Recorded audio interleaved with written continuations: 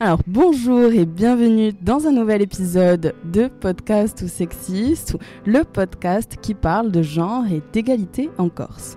Donc moi c'est Audrey Royer et aujourd'hui nouvel enregistrement en direct à l'occasion de la Journée internationale des droits des femmes. Et ce 8 mars cette année pour nous est sous le signe de la tech et du numérique. Nous pourrons entendre tout au long de cet épisode divers témoignages de femmes dans la tech, et puis bien sûr pour cette thématique, je suis accompagnée de Paul-Antoine Pisgambilia, Evelyne Vittori, Anne-Sophie Cadre, Natacha Garcia et Marine Casanova. Alors pour cette première partie, on va faire un espèce de petit état des lieux et donc pour commencer, un tour de table. Voilà, qui se lance ? Alors bonjour à tous, Marine Casanova. Donc mon parcours effectivement dans la tech et les nouvelles technologies.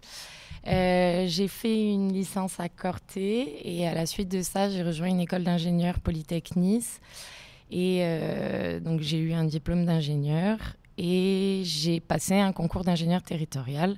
Donc je suis à la fois dans une collectivité et je gère une clinique sur la commune de Cana. Très bien, merci beaucoup. Anne-Sophie ? Moi, c'est Anne-Sophie Cadre. Du coup, bonjour à tous. Pardon, je recommence. Bonjour à tous, moi, c'est Anne-Sophie.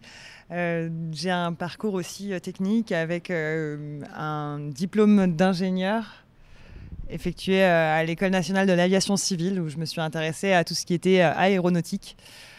Et j'ai très vite été intéressée par l'innovation et j'ai fait un master spécialisé en intelligence artificielle et big data à Télécom Paris Tech avant de décider de fonder une entreprise auquel je suis du coup aujourd'hui présidente dans la tech.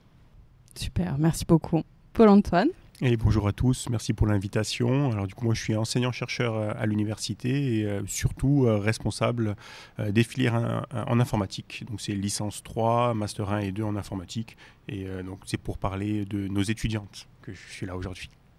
Et alors, pour que tout le monde soit au courant, ça fait plusieurs années déjà qu'on en parle avec Paul-Antoine de faire une émission, en tout cas, des femmes dans la tech, parce que je sais aussi que c'est un sujet qui te tient à cœur. Et donc, voilà, aujourd'hui, on l'a fait. Je te remercie d'être présent parmi nous.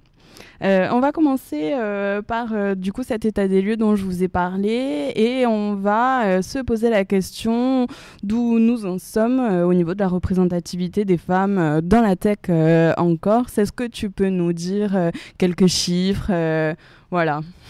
Oui, comme tu l'as dit, ça fait quelques années qu'on parle de faire cette émission. On en parle parce que pour le coup, la représentativité des femmes, elle est très limitée. Donc nous, dans nos filières informatiques, on a des chiffres qui sont à peu près équivalents à ce qu'on va retrouver sur le continent. On est sous les 20% de filles dans les études en informatique, à peu près à 12% de filles dans des écoles d'ingénieurs en informatique. Ce qui est pas énorme et surtout lorsqu'on sait que ce sont des domaines qui embauchent beaucoup. Et également des domaines où ce sont des profils qui sont recherchés parce qu'il y a plusieurs études qui montrent que face à un problème, la réflexion qui va être mise en place pour résoudre ce problème, un garçon et une fille ne vont pas forcément suivre le même chemin. Et donc, pour le coup, ça manque de filles pour résoudre de manière un peu différente certains types de problèmes. Oui, donc du coup, c'est là où une équité serait bien pour avoir justement ces deux façons de penser. Je pense que sur les postes à pourvoir, l'équité serait à la fois un plus pour les entreprises, mais je pense également pour la représentativité dans le milieu, parce que je pense que ça peut faire appel d'air également. S'il y a plus de filles qui se dessinent à faire ces études-là, forcément, normalement, ça devrait créer plus de modèles et créer plus de vocations aussi. Et si tu veux, sur l'état des lieux, ce qui est très très étrange lorsqu'on regarde, lorsqu'on en a préparé l'émission, c'est en fait l'informatique, la naissance de l'informatique, c'est pas si ancien que ça, mais initialement, c'était très porté par les femmes. Aux États-Unis, il y avait, je crois, 40% à une époque des cadres femmes travaillaient dans l'informatique aux États-Unis. Et donc, c'était vraiment les premières ingénieures femmes, elles étaient beaucoup dans des grosses entreprises, dans les universités américaines. Et il y a une sorte de basculement dans les années 70-80 où ce pourcentage qui était vraiment important va fondre, alors qui s'explique pas, qui n'est pas facile à expliquer. Il y a une des études dit que finalement l'informatique est devenue très importante dans la société.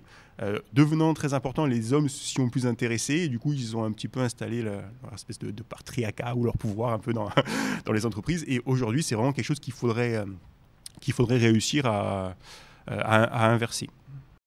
Super, merci beaucoup pour cet état des lieux. Est-ce que vous avez quelque chose à dire À part confirmer les chiffres, parce qu'effectivement, on n'était pas nombreuses, mais ça a aussi ses avantages. Donc, mais c'est vrai que ce serait bien qu'il y ait plus de femmes qui se lancent, parce que ça se retrouve après, plus tard, et on manque de ressources féminines. Forcément, ça apporte quelque chose, parce que ça pense différemment, ça voit les choses différemment, ça a une manière de gérer les conflits. Si on arrivait à mélanger un peu les sexes, ce serait quand même bénéfique pour tout le monde, je pense. Pour les sociétés, les entités juridiques, comme pour les personnes, du coup, j'imagine. Oui, pour les équipes, pour les chefs d'entreprise, pour les équipes, pour les chefs d'entreprise et pour les salariés. Je pense que vraiment tout le monde a besoin de voir différents visages et différentes manières de gérer les choses.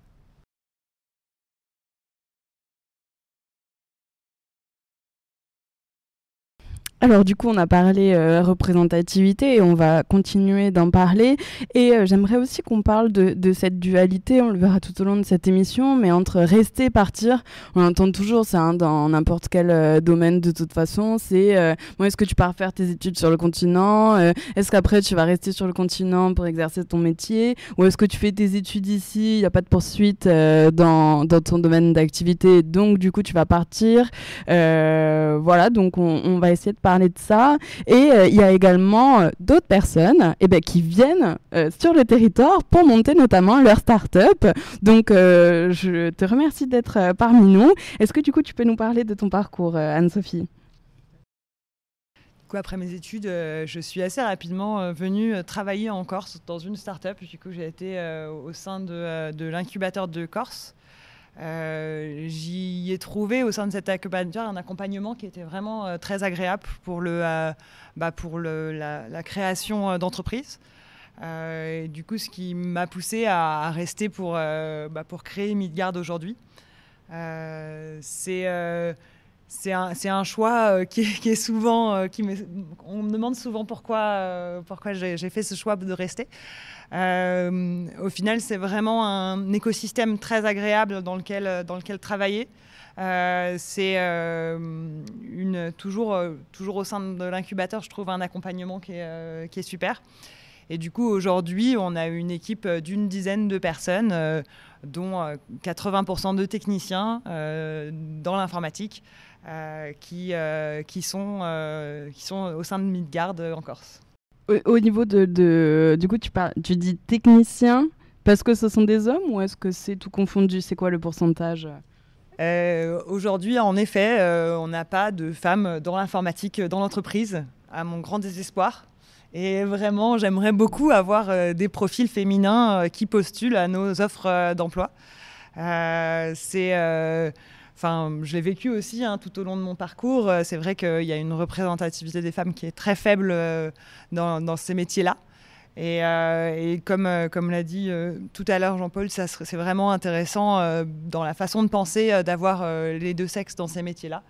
Et en effet, aujourd'hui, on est deux femmes dans l'entreprise et me content. Et la deuxième n'est pas dans un métier technique, malheureusement. Oui, c'est ça aussi, c'est qu'après on va retrouver des femmes dans les entreprises, mais elles vont être à différents postes ou pas dans les sciences dures, on va dire. Après, est-ce que du coup c'était intéressant de rester en Corse pour créer Midgard parce que justement il y a un terrain un peu plus vierge au niveau des startups et de l'innovation et donc du coup on a peut-être un peu plus de place ici pour créer de nouveaux projets qui sont différents de ceux existants du territoire et même un peu plus innovants. Est-ce qu'il y a cet aspect-là qui est rentré en jeu ? Oui, tout à fait. Bon, déjà, du coup, chez Midgard, on développe une plateforme web qui permet d'aider les services d'incendie et de secours à gérer les différents risques naturels. Donc, feux de forêt, inondations. Donc, déjà, on retrouve en Corse tous les risques naturels, ce qui permet de simplifier les tests et de travailler de manière simple avec les différents opérateurs sur le terrain. On a aussi, en effet, je me suis retrouvée, je dirais, moins noyée au milieu des projets que j'aurais pu l'être à Paris, par exemple, où il y a tout un tas de startups, tout un tas de monde, des choses comme ça. Donc, on a un accompagnement beaucoup plus personnalisé qui est très agréable. Donc c'est vrai que ça fait vraiment partie, c'est vraiment un terrain fertile pour l'innovation, je pense, où on a le temps, la place et l'accompagnement pour monter une start-up. Super, merci beaucoup pour ton partage d'expérience. Et d'autres personnes, du coup, restent également sur le territoire.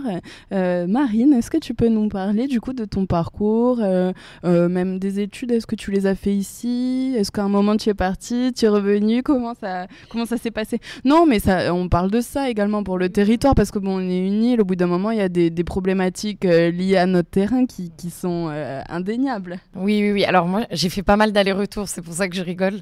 J'ai fait 2 ans à Marseille à Lumini. Je suis rentrée finir ma licence à Corté, où il y a un très très bon enseignement. Il faut le savoir parce qu'on entend souvent, oui, mais tu vas rentrer à Corté, ce sera moins bien que sur le continent. C'est pas vrai. Les profs sont très bien, je peux le témoigner. Et du coup, après, j'ai voulu faire une école d'ingé pour aller peut-être plus loin dans certains domaines. Donc, je suis repartie sur le continent, à Sophia Antipolis. Et là, j'ai fait mon diplôme d'ingénieur. Et ensuite, c'est posé la question de où je vais, qu'est-ce que je fais. Donc là, j'hésitais un peu entre la Suisse, parce que ma mère est originaire de là-bas, la Corse et les offres qui sont forcément plus importantes sur le continent. Et finalement, j'ai eu aucun souci à trouver du travail en Corse. J'avais même plusieurs propositions intéressantes. Et en Suisse aussi, et j'ai décidé de rentrer. Pour plein de raisons personnelles et professionnelles. Et tout s'est bien goupillé. Je suis très contente de l'avoir fait. Est-ce que tu veux nous parler de ton poste, du coup ? Alors, j'ai 2 postes. Du coup, chef de service nouvelles technologies au syndicat d'énergie. Donc, c'est pour ça que j'ai dû passer un diplôme d'ingénieur territorial.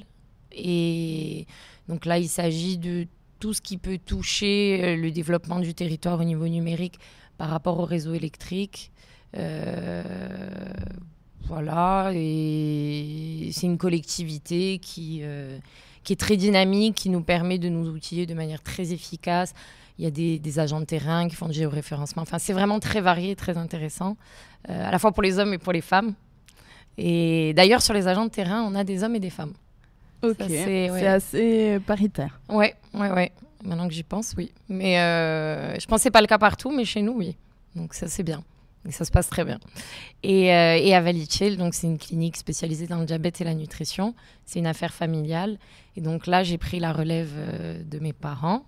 Et là, pareil, le fait d'avoir des compétences informatiques, ça aide parce qu'à l'heure d'aujourd'hui, avec toutes ces cyberattaques, la sécurité des réseaux, le déploiement des outils numériques, le fait d'avoir fait cette formation, ça m'aide à gérer la structure. Fortement. Voilà. Ok, c'est super. Oui, non, pour essayer de te faire peut-être une transition vers la seconde partie, on voit qu'il y a l'attractivité des métiers. Enfin, tu vois, ce qui je trouve vraiment dommage, et on en revient sur cette faible représentativité des défis dans les métiers de l'informatique, ce sont des métiers qui recrutent beaucoup, à souvent des niveaux de salaire supérieurs que dans les autres domaines. Et c'est vraiment dommage. On sait que c'est des compétences qui sont attendues par le marché. Il y a des postes, et enfin, je pense qu'il n'y a que la publicité qui peut essayer de faire en sorte qu'on va faire venir plus de monde. Et il ne manque même pas que des femmes. Les métiers de l'informatique recrutent en Corse avec des niveaux de salaire supérieurs que dans les autres domaines en Corse. Et il manque des garçons. S'il peut y avoir encore plus de filles, ça sera encore mieux. Mais c'est vraiment un message qu'il faut faire passer. Et du coup, la transition vers ton autre partie, c'est comment peut-être un peu faire. Mais c'est vraiment ce problème de communication à l'école primaire, au collège et au lycée, où il faut encourager les garçons et surtout les filles à tenter ce type d'études-là, parce qu'elles ne sont pas faites que pour les garçons. Et là, on voit autour de la table qu'il y a 2 exemples de personnes qui travaillent dans ce domaine et qui n'ont pas eu de problème pour trouver du travail, qui sont accompagnées pour créer leur entreprise. Il faut espérer que du coup Anne-Sophie, elle arrive à la parité dans pas longtemps dans son entreprise. Franchement, je l'espère. C'est sûr. On l'espère aussi. Il y a 2 exemples autour de la table, mais du coup, j'ai posé la question à d'autres personnes qui malheureusement n'ont pas pu être présentes aujourd'hui, et notamment Alexandra Pietri, qui travaille dans une collectivité qui est en charge du développement des applications métiers. Donc, elle a fait une partie de ses études également en Corse. Et du coup, je lui ai demandé comment s'est passé pour elle l'entrée dans le monde du travail et pourquoi est-ce qu'elle a décidé de rester en Corse. Et donc, on va apprendre pour d'autres raisons pourquoi est-ce qu'on reste en Corse. Oui, tout à fait. Mon but, c'était le plus possible de pouvoir rester. Bon, après, si j'avais dû partir, je serais partie. Mais si je pouvais rester, c'est sûr que c'était mon option première. À la base, bon, si je savais que je pouvais rester, j'essayais de rester, même si parce que j'ai toute ma famille qui est là, toute ma vie qui est là, etc. Ça aurait été un petit peu compliqué de partir. Mais bon, s'il n'y avait pas eu le choix, j'aurais pas eu le choix parce que bon, j'avais eu une opportunité, mais finalement, j'en ai eu une autre ici.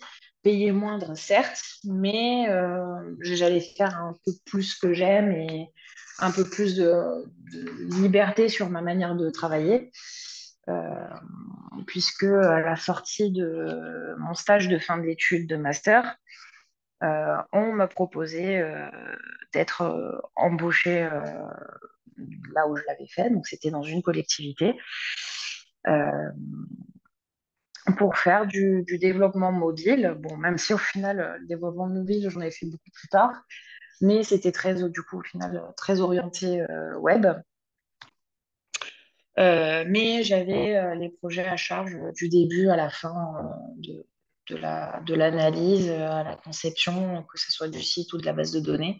Donc c'était très challengeant. Et puis ce qui était intéressant aussi, c'est que j'étais pas cantonnée à un seul et même domaine de réalisation.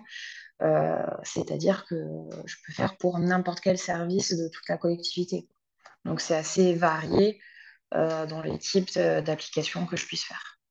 Voilà, donc ce qu'on peut entendre, c'est aussi qu'un des points qui va nous faire rester, ça va être la famille, ça va peut-être être aussi le cadre de vie qu'on ne va pas forcément retrouver dans d'autres villes sur le continent. Donc ce sont des facteurs que les personnes identifient comme étant principales et donc le poussent à rester ici. Ce qui est intéressant aussi, je pense, du fait de rester ici, c'est peut-être qu'il y a moins de personnes que sur le continent et donc lorsqu'on va prendre un poste, on va pouvoir toucher à plus de choses dans l'entreprise parce qu'on nous demande d'être un peu plus polyvalent ici. Ça s'entend souvent que sur le continent ou dans des plus grosses entreprises, même qui sont ici, lorsque l'on a un poste, on est moins amené à développer des compétences annexes que lorsque l'on rentre dans une entreprise où il y a un peu moins de personnes ou un peu moins de personnes en tout cas qualifiées pour certains postes. On va pouvoir développer des compétences dans d'autres domaines ou des compétences autour de notre domaine d'activité, quoi. Qu'est-ce que vous en pensez ? Non, comme tu veux. Non, du coup, Alexandra, c'est une ancienne étudiante à nous. Elle avait fait son BTS à Ajaccio, au lycée Laetitia, et après, elle a fait 3 années d'études avec nous. Et c'est rigolo parce que de souvenir, il me semble, c'était la seule fille de la promo. Et elle avait vécu assez bien. Donc, bon, après, on a des petites promos en master, donc c'est assez familial. Elle a pas dit, mais c'est son stage qui s'est passé à la CAPA et elle a été recrutée à la CAPA aujourd'hui. Donc pour ta question, effectivement, mais je pense que ça dépend beaucoup de la personne. Tu vois, de souvenirs, on a fait une étude un peu sur la qualité de vie. Ça, c'est une autre partie de mon métier. Du coup, je suis chercheur et avec la fondation de l'université, on a une chaire qui s'appelle Mutation et Innovation Territoriale et on travaille avec une doctorante sur une mesure de qualité de vie en Corse et on a interrogé, alors c'était deux garçons mais qui sont à peu près cadres dans 2 boîtes en informatique et pourquoi ils sont restés et qu'est-ce qu'ils trouvent. Et ça rejoint un peu ce que dit Alexandra sur le fait que c'est vrai que quand tu restes en Corse, tu vas avoir un métier qui potentiellement va te permettre de t'épanouir peut-être plus. Mais ça dépend de ta personnalité aussi, parce que des fois tu peux avoir peur et tu peux te sentir compétent que dans un domaine, et dans une grande entreprise où tu vas faire qu'une seule tâche, si tu te sens compétent, c'est rassurant aussi. Et ces deux personnes-là, elles répondaient que finalement l'écosystème est très important. Enfin, il y a un peu un basculement en termes de générationnel sur son rapport au travail, son rapport à l'entreprise. On ne cherche plus vraiment une entreprise pour toute sa vie. Et du coup, rentrer en Corse, parce que les deux personnes qu'on a interrogées, c'est une personne qui n'a jamais quitté la Corse, c'est une personne qui, elle, était rentrée. Et ces deux personnes-là, c'était en informatique aussi, des formations professionnelles, pardon. Le fait qu'il y ait un écosystème dynamique en Corse, de création de start-up, mais aussi d'entreprises. Il y a des personnes de sagesse dans la salle, on ne va pas leur faire trop de pub, mais il y avait leur journée portes ouvertes. Elle va en faire pour elle-même, je pense, tout à l'heure, donc ça va aller. Il y avait leur journée portes ouvertes mercredi, et donc lorsqu'on a un écosystème dynamique, rentrer en Corse, c'est plus facile. Parce qu'on se dit, si ça se passe pas bien dans l'entreprise qui m'a accueilli, je vais pouvoir rebondir facilement et je ne suis pas enfermé. Et donc, ces aspects de pouvoir rester en Corse après ses études ou revenir en Corse, c'est facilité si on a un écosystème qui est dynamique. Et c'est le cas chez nous. Je pense effectivement que la Corse facilite le réseau. C'est-à-dire qu'on arrive à tisser plus facilement du lien qui nous permet de gérer nos missions, de toucher à d'autres choses, de s'épanouir dans différents domaines. Et le réseau apporte énormément de facilité pour faire avancer les choses. Donc, je pense qu'en Corse, on a la chance de pouvoir accéder à l'humain plus facilement peut-être que sur le continent et de toucher à différents domaines et de pouvoir s'épanouir de manière différente. Je suis d'accord pour tous ces éléments d'écosystème, mais en plus je trouve qu'il y a quelque chose qui n'est pas souvent dit sur les métiers de l'informatique, c'est que c'est aussi un métier qui est passionnant en réalité pour attirer les femmes. Je trouve ça intéressant d'en parler. C'est un métier qui est passionnant, qui est challengeant, où on va pouvoir créer des choses innovantes avec pas grand-chose. C'est très gratifiant et je pense que c'est important de mettre ça en avant pour essayer d'attirer les femmes dans ces métiers-là. Alors, j'ai demandé également à Audrey Valette, qui est au CPU à Rina Chita Corte et qui travaille beaucoup sur des projets de valorisation et de représentation des femmes dans les sciences. Et donc, ils ont par exemple un programme Les filles oser les sciences, on y reviendra tout à l'heure. Mais elle me dit que les femmes sont dans les études, on les retrouve dans les études, mais, et je vous laisse écouter. Donc, l'idée de ce projet, c'est déjà d'apporter de la connaissance par rapport au milieu scientifique et notamment aux métiers et à toutes les branches liées aux sciences en général.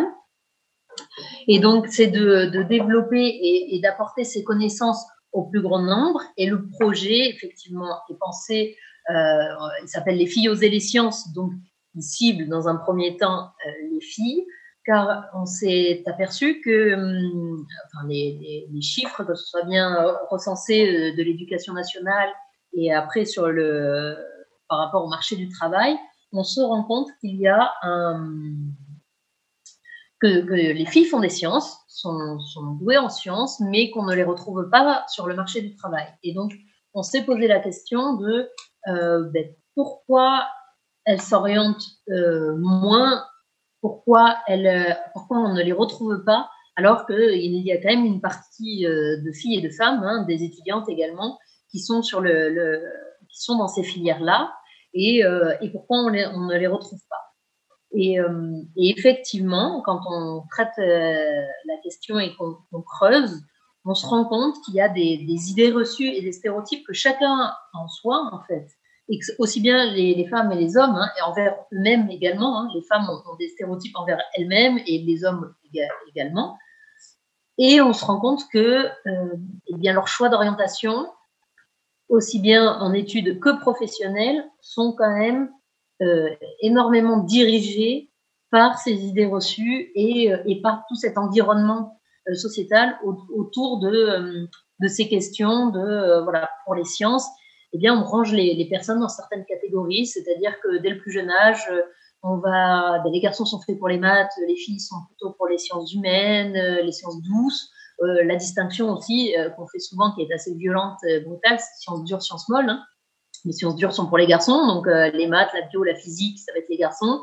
Et les sciences molles, la psychologie, la philosophie, la littérature, on va l'associer directement aux filles. Et ça, dans le quotidien dès le plus jeune âge. C'est-à-dire dans la façon de s'adresser aux jeunes enfants, dans la façon dont les gens s'adressent les uns envers les autres. Comme typiquement, on ne va pas confier cette tâche à une femme parce que fragile, parce que pas capable. Et pareil, on confiera pas, on aura plus de mal à faire confiance à un homme pour certaines tâches s'il s'agit des enfants ou de l'éducation. On sera plus méfiant. Ouais, alors je sais pas, moi je suis pas 100% d'accord, parce que alors après il faudrait redonner le périmètre. Je vais dire sciences fondamentales et sciences humaines, pour pas vexer mes collègues des sciences molles justement. Mais quand on parle des sciences fondamentales, c'est vrai que physique, mathématiques et informatique, si on les met dans ce package-là, on retrouve les pourcentages que j'ai cités, où il y a 15% de présence féminine sur ces disciplines. Mais les sciences fondamentales, c'est aussi la chimie, la biochimie et la biologie. Et là, par contre, alors je ne vais pas dire que le pourcentage est inversé, mais je pense que c'est, j'ai pas vraiment les chiffres, mais la parité, je pense, est respectée, voire il y a plus de présence féminine dans ces domaines-là que que de présence masculine. Alors, est-ce que c'est parce que ce sont les disciplines qui mènent au métier de la santé et qu'il y a une surreprésentativité des femmes dans ces métiers-là? Je ne sais pas. Je pense que finalement, ce qui est annoncé sur cette dichotomie sciences fondamentales, sciences humaines, c'est presque un stéréotype finalement, parce que c'est pas vraiment le cas. Après, si je reviens pour ma publicité à Sagesse, mercredi, j'ai rencontré une partie de l'équipe technique, j'ai vu que des garçons. Et par contre, l'équipe com et RH, c'était que des filles. Donc, c'est vrai qu'on retrouve ça des fois dans les entreprises où peut-être la discipline attire des fois peut-être plus certaines personnes, quoi. C'est les explications, je trouve, qui sont dures à trouver. Est-ce que c'est l'orientation? Est-ce qu'on dit vraiment les filles sont moins bonnes en maths et sont meilleures en biologie? Je suis pas certain que ce soit des stéréotypes qui soient ancrés dans les personnes. Alors après, du coup, je suis mal placé pour parler, puis moi j'ai 2 garçons. Et il aurait fallu que je puisse voir si j'avais une fille, est-ce que je l'aurais encouragée.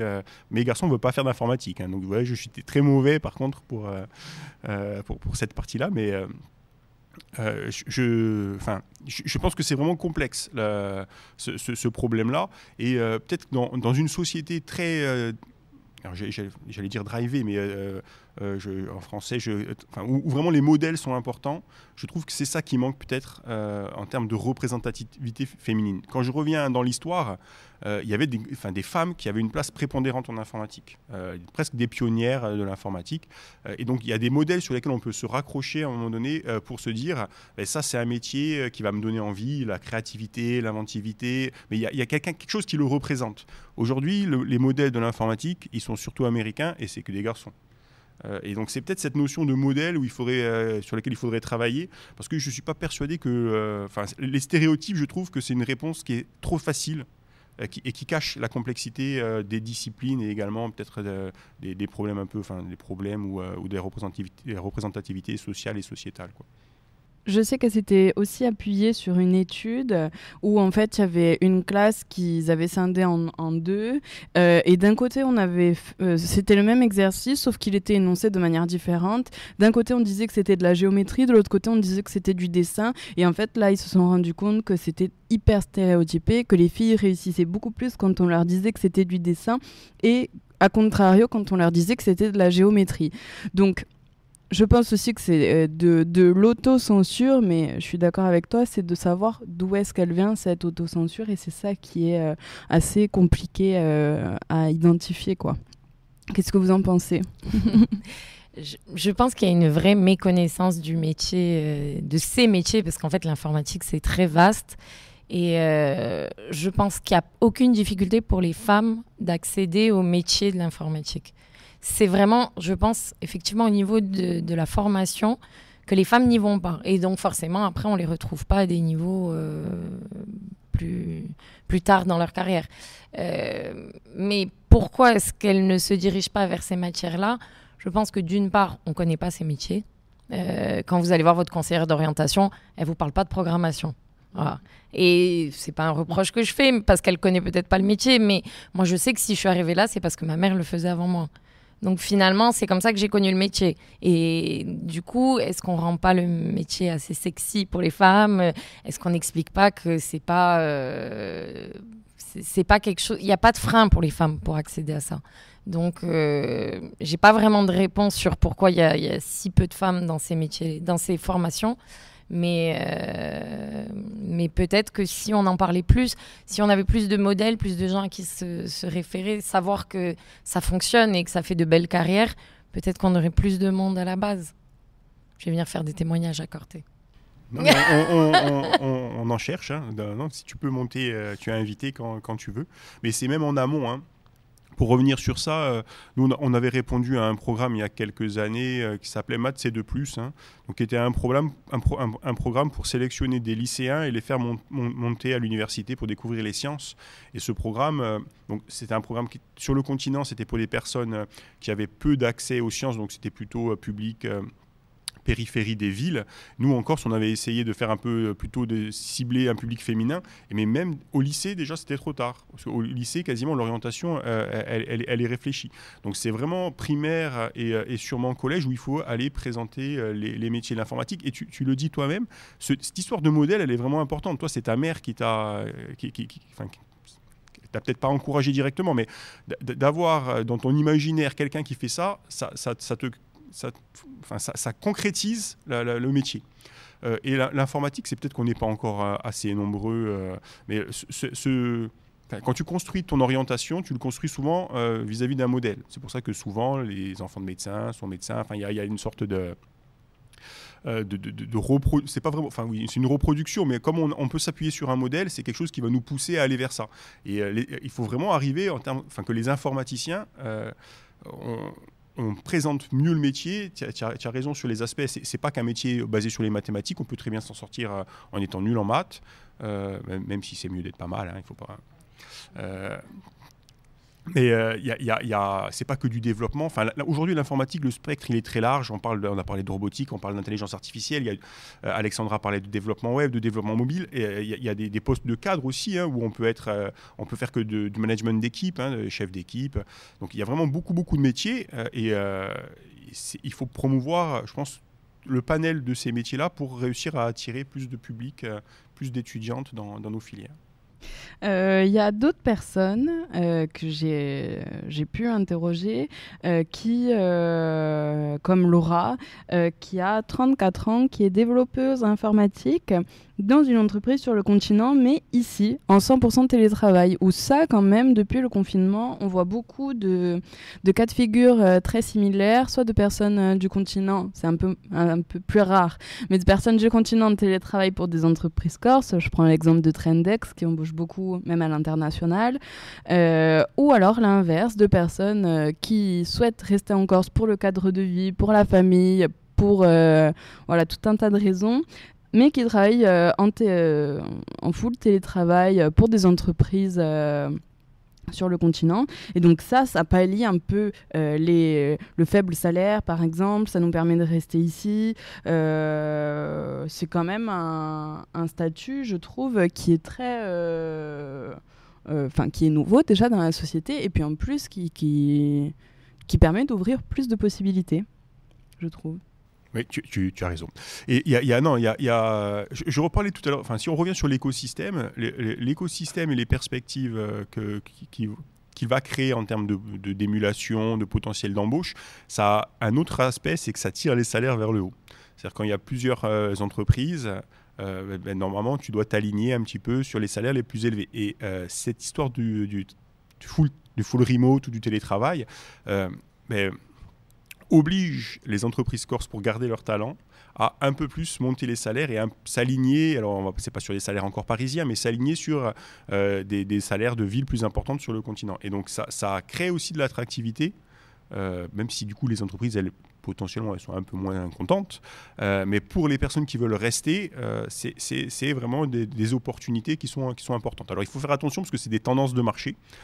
Post-Covid, c'était une tendance de marché très forte, où c'était assez facile de trouver un travail en full remote. Ça a tendance vraiment à diminuer parce que les entreprises, maintenant que le marché s'est restabilisé, elles préfèrent avoir leurs employés sous la main. Donc après, il y a des profils qui sont particuliers. Je sais que nous, on a des étudiants. On a un processus de recrutement qui est particulier sur nos 3 années de formation. Et en fait, on a 3 étapes de recrutement. Les étudiants qui ont d'abord fait les études à Corté. Après, on a des étudiants qui viennent d'autres diplômes de l'université, des étudiants qui viennent de sur le continent et des étudiants qui viennent de l'étranger.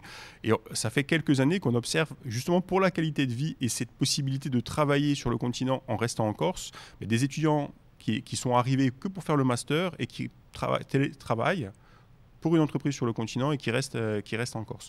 Donc il y a ces possibilités qui encore une fois, permettent de dynamiser un petit peu notre petit écosystème. Et puis, il y a des personnes qui décident de partir parce que pour le domaine d'activité dans lequel elles évoluent, il y a vraiment 0 possibilité en Corse. Et ça a été le cas de Solène qui nous en a parlé. En fait, déjà, je suis partie à Paris pour mes études.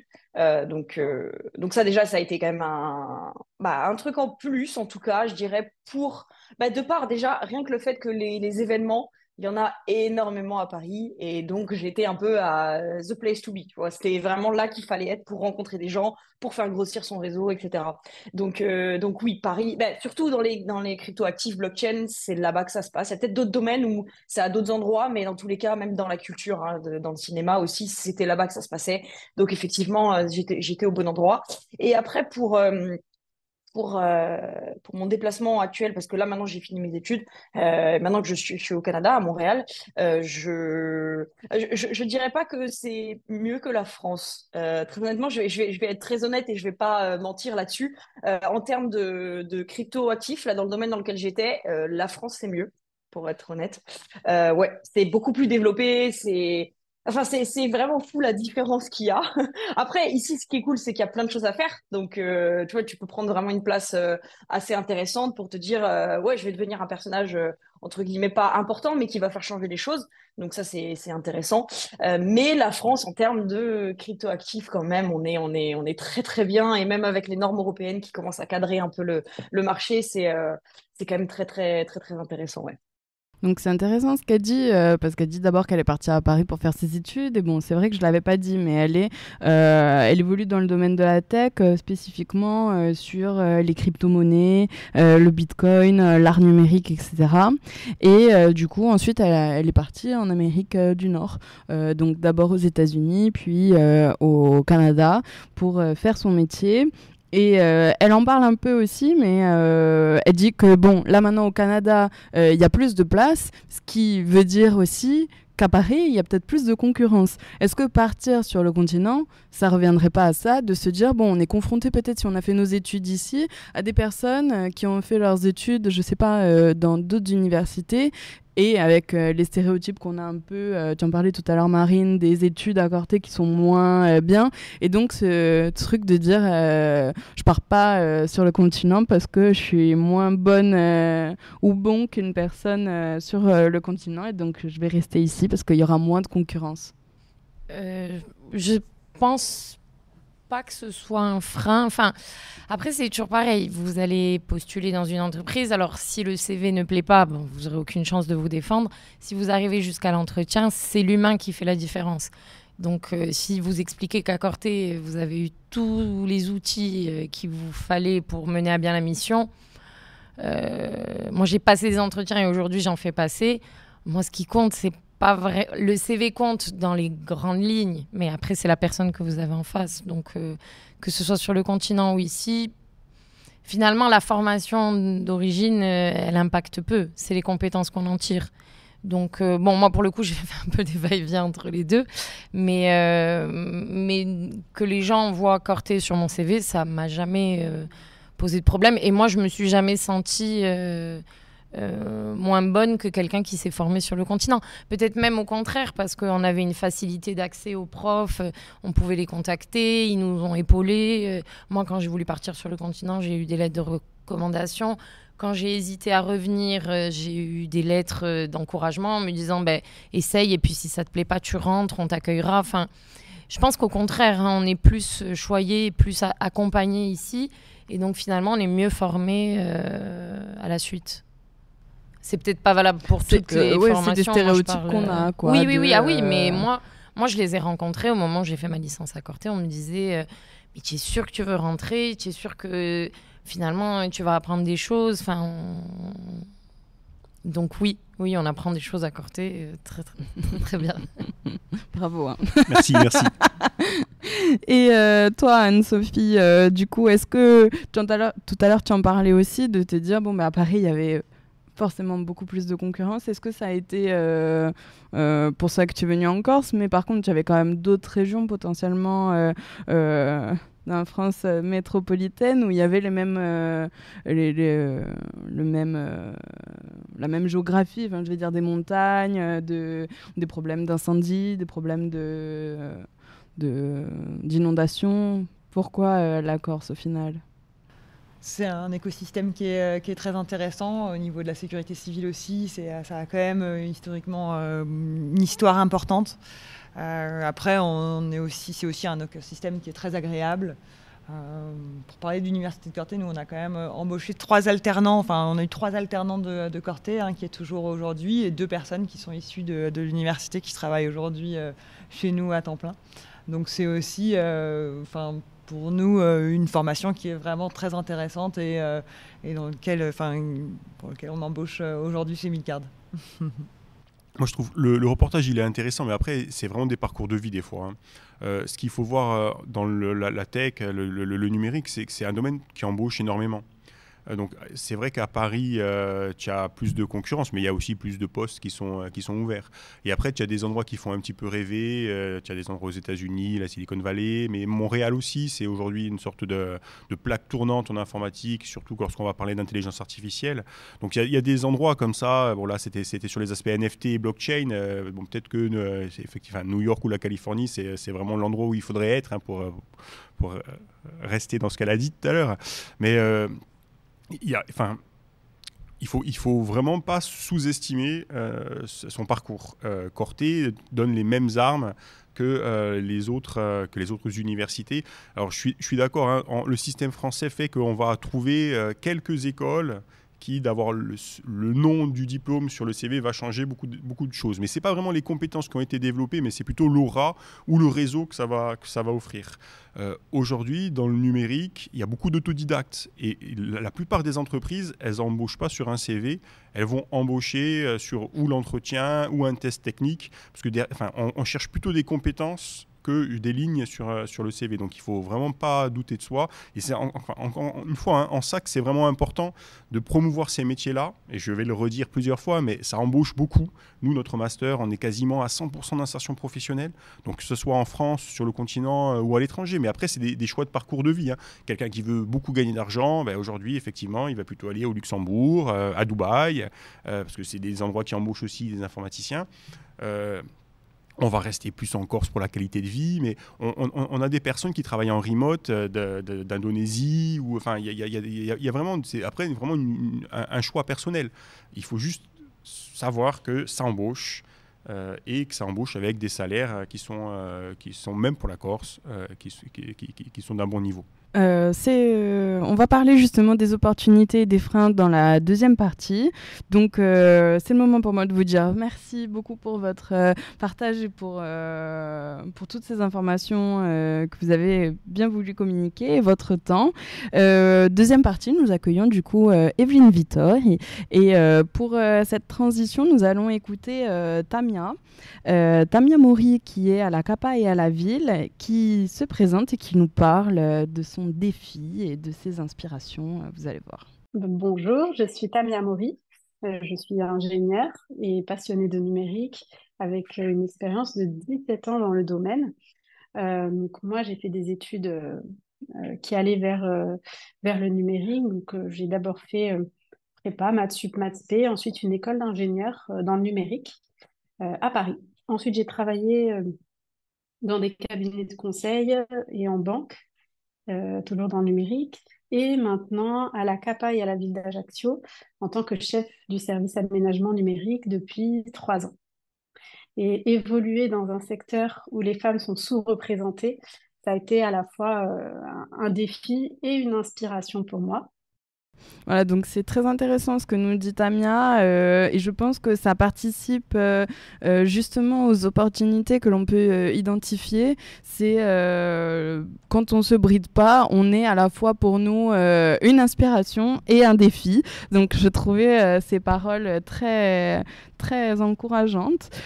Du coup, nous accueillons Evelyne Vittori. Est-ce que vous pouvez vous présenter pour commencer? Oui, volontiers. Bonjour à tous. Je suis maître de conférences en informatique à l'Université de Corté. Donc, je suis donc une collègue de Pôle Antoine et je suis également responsable du département mathématiques informatique de l'université. Super, donc dans cette partie, nous allons parler de l'évolution avec le territoire. Pourquoi est-ce que nous avons besoin de profils de femmes? Alors, pourquoi on aurait besoin spécifiquement de profils de femmes? Parce que les femmes manquent dans le numérique. Donc, c'est vrai que ça permettrait d'équilibrer, peut-être. Mais je pense que, comme l'a dit Pôle Antoine, on a besoin de ressources dans le numérique. Donc, c'est un domaine qui a énormément de besoins, qui se développe. Donc, est-ce qu'on a besoin spécifiquement de femmes? C'est difficile à dire quand même.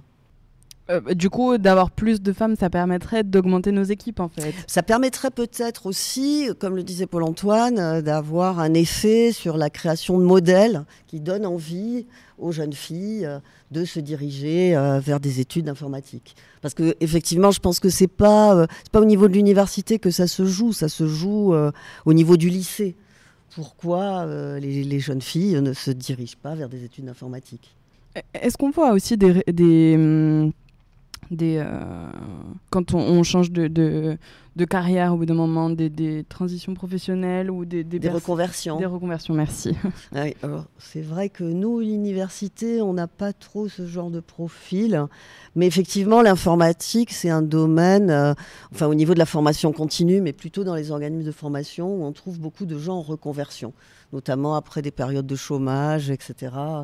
C'est un domaine où on retrouve ça. Mais nous, à l'université, on n'est pas trop concernés. Non, et là, j'essaie de réfléchir. Ouais, pardon, c'est Evelyne, surtout de la formation initiale que l'on fait. ouais. Donc, En formation continue, elle n'est pas énormément développée. Et après des reconversions, on a eu une étudiante qui avait fait des études de biologie et qui nous a rejoint en 3e année d'informatique. Donc, elle était très, du coup, ce que je disais tout à l'heure, au début, très attirée sur les aspects les aspects sciences fondamentales, mais plutôt sur l'aspect corps humain.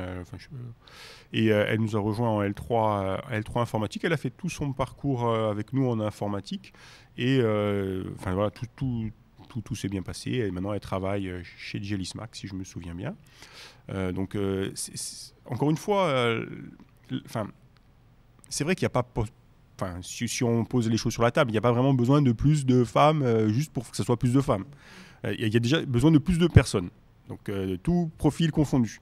Et ça serait dommage, dans un domaine qui embauche beaucoup, de se priver d'une partie de la population. Exactement. Voilà. Donc, c'est vraiment vers ça qu'il faut aller. Et je pense que on va revenir un peu sur les mêmes sujets. C'est vraiment un problème de communication. Il faut plus parler de ces métiers-là, plus mettre en avant les personnes qui ont des parcours... et peut-être des parcours intéressants et plus en avant les femmes qui ont fait ces parcours intéressants.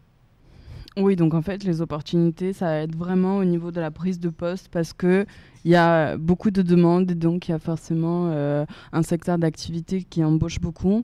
J'ai demandé du coup à Alexandra si le fait d'avoir été une femme dans ses études et ensuite dans la recherche de son travail, si ça a été à un moment donné une opportunité, et voici sa réponse. À ce niveau-là, moi, j'ai jamais eu de soucis j'ai pas eu plus d'opportunités parce que je suis une femme que par rapport à un homme.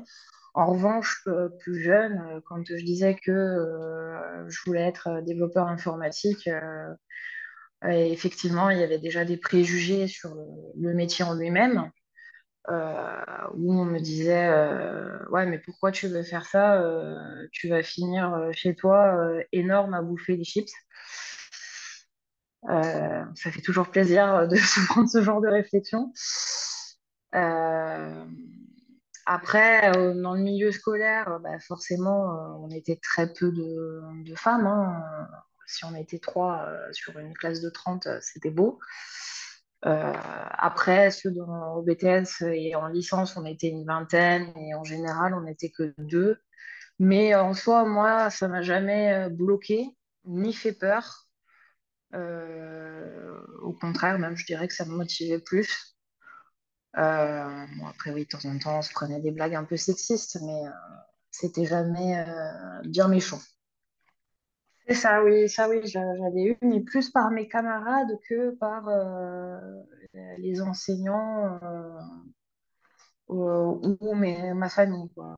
Mes familles, eux, ils étaient complètement de mon côté et euh, ils m'ont jamais bloqué sur ça. Ils m'ont toujours dit, bah, si tu veux faire ça, tu fais ça, hein.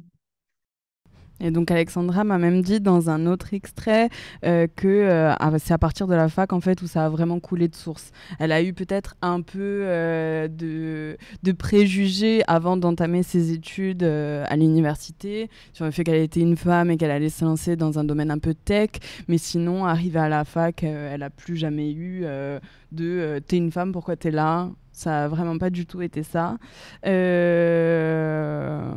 Du coup, ça fait peut-être même un peu partie de la personnalité, comme tu le disais tout à l'heure, Paul-Antoine. Elle, ça l'a même plus motivée de voir qu'il y avait peu de femmes. Ça l'a motivée à encore plus se donner dans ses études, à ensuite chercher un travail sur le territoire. Voilà. Et du coup, pour faire un peu la transition, on a vu pas mal d'opportunités du coup qu'il y avait à se lancer en général dans la tech et dans des métiers un peu techniques parce qu'il y a beaucoup de débouchés professionnels. Est-ce qu'on ne verrait pas maintenant un peu les freins, d'essayer de les identifier, de dire pourquoi est-ce que du coup il y a moins de femmes ou il manque encore un peu de main-d'œuvre? Oui, alors, je pense que ça se joue, comme on le disait tout à l'heure, au niveau du lycée, parce que l'informatique, au niveau de l'enseignement, c'est pas du tout valorisé. En fait, il existe un CAPES informatique uniquement depuis 4 ans. Donc l'informatique, c'était un peu comme une matière annexe au lycée, qui était même au niveau scientifique par rapport aux mathématiques, à la physique. Donc les profs, d'une manière générale, n'encourageaient pas les élèves à faire de l'informatique. On peut espérer que ça va changer avec le fait que l'informatique devienne une véritable discipline. Mais donc ça a dû être un frein. Pour les filles, donc là un peu pour tous les genres, mais pour les filles encore plus. Et puis je pense, moi j'ai fait mes études il y a bien longtemps, donc je suis la plus âgée d'entre vous, donc c'était dans les années 90 et je me suis engagée dans l'informatique à une époque où c'était nouveau.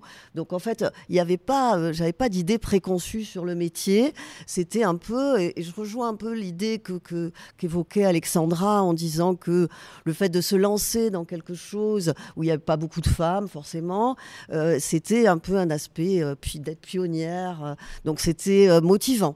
Mais je pense qu'après, aujourd'hui, ce qui est un frein, c'est un peu l'image qu'on a des geeks, justement, liés aussi aux jeux vidéo. L'informaticien, on le caricature un peu comme un fan de jeux vidéo. C'est pour ça que donc, les jeux vidéo, il y a quand même beaucoup plus de garçons. Et on associe ça, mais si par exemple on peut se dire, moi j'aime pas trop les jeux vidéo, je suis pas fait pour l'informatique. Moi j'ai jamais joué aux jeux vidéo et j'adore l'informatique. Donc ça n'a rien à voir. C'est vrai que le jeu vidéo peut être une porte d'entrée, incontestablement. C'est vrai que nous-mêmes, vis-à-vis de nos étudiants, quand on fait des projets de programmation, on leur fait programmer des jeux parce qu'on sait que c'est des choses qui les accrochent, surtout les garçons.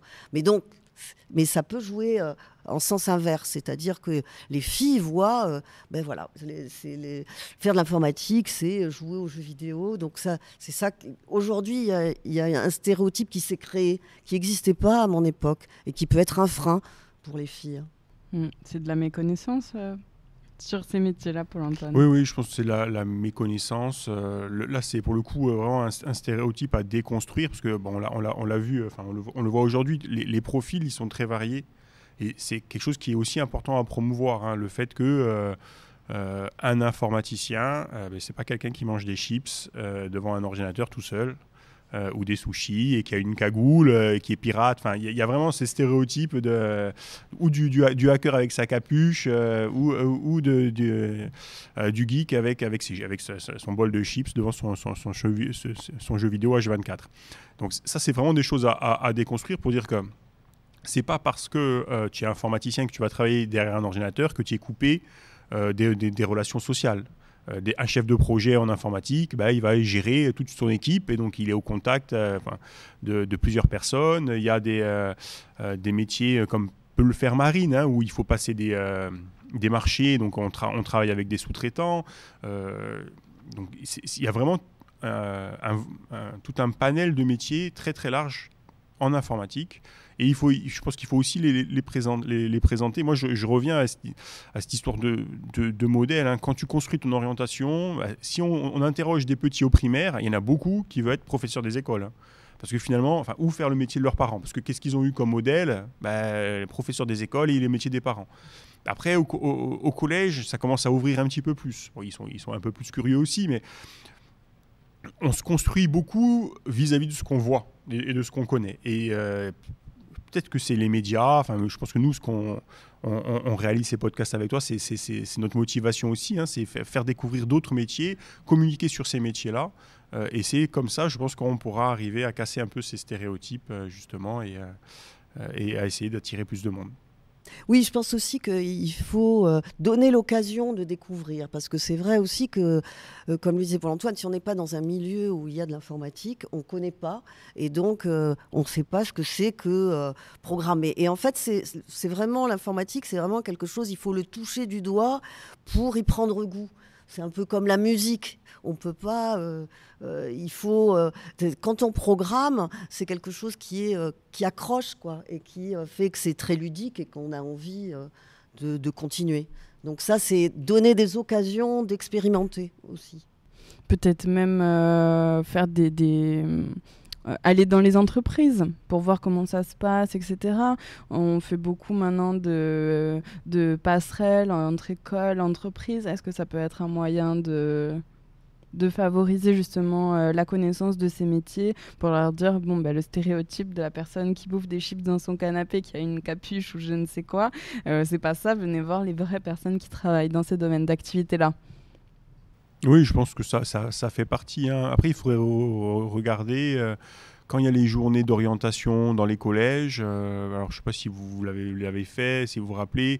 Vous avez donc les enseignants qui vont présenter leur métier, mais vous avez l'armée, c'est toujours à peu près les mêmes métiers. Il y a peu d'entreprises et je ne suis pas sûr qu'il y ait des informaticiens qui sont invités pour présenter leur métier. Ce que dit Evelyne est important aussi, et ça rejoint ce que disait tout à l'heure Anne-Sophie. Il y a la notion de créativité aussi. Hein. Écrire un algorithme, c'est réfléchir à un problème de manière particulière, c'est être inventif pour résoudre un problème.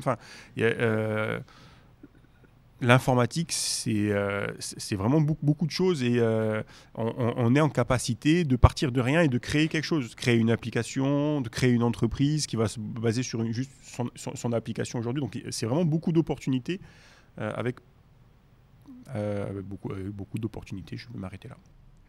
Nous avons une question, peut-être une remarque. Présente-toi. Donc, bonjour, je suis Alexia Chiaverine, je suis responsable de la communication dans l'association EMAO, et je venais pour enrichir vos propos, justement, pas pour apporter de la contradiction. Nous, dans le cadre de nos actions, on organise les journées d'immersion des métiers du numérique, où d'ailleurs Audrey intervient de temps à autre quand on présente le métier de community manager. Et généralement, déjà, en plus, on voit beaucoup de femmes qui s'inscrivent à ces journées, donc on limite exprès pour que ce soit bien immersif et individuel. Et je pense que sur un taux de remplissage d'une session de 3 jours, on est à 70%, voire 80% de femmes. Et ce qui en ressort à chaque fin de journée, c'est la méconnaissance du métier. C'est des gens qui ont déjà fait un pas pour découvrir le métier, mais qui ne se rendent pas compte de la dimension, et d'autant plus de community manager. C'est un peu les nouveaux métiers, donc qui ne sont pas très bien compris par par tout un pan de population. Et c'est vraiment l'immersion et vraiment toucher du doigt ce que vous disiez tout à l'heure pour comprendre le métier, ses contours, ses enjeux, et que c'est un vrai métier. C'est encore autre chose. Mais je pense que pour tous les métiers, c'est possible et c'est plus qu'indispensable. Et d'autant plus dans les métiers très techniques et ces nouveaux métiers, et encore plus développeurs, codeurs, tout ça. Vous faites également des initiations, des journées immersion sur le métier de développeur. Et là, pareil, il y a plus de femmes, il y a 80% de femmes, ou c'est quoi le taux de remplissage? Alors, pour faire la comparaison, où on a fait justement dans cette session de 3 jours graphiste, community manager et développeur web, les 2 premiers étant graphiste et community manager, il y avait vraiment beaucoup de femmes.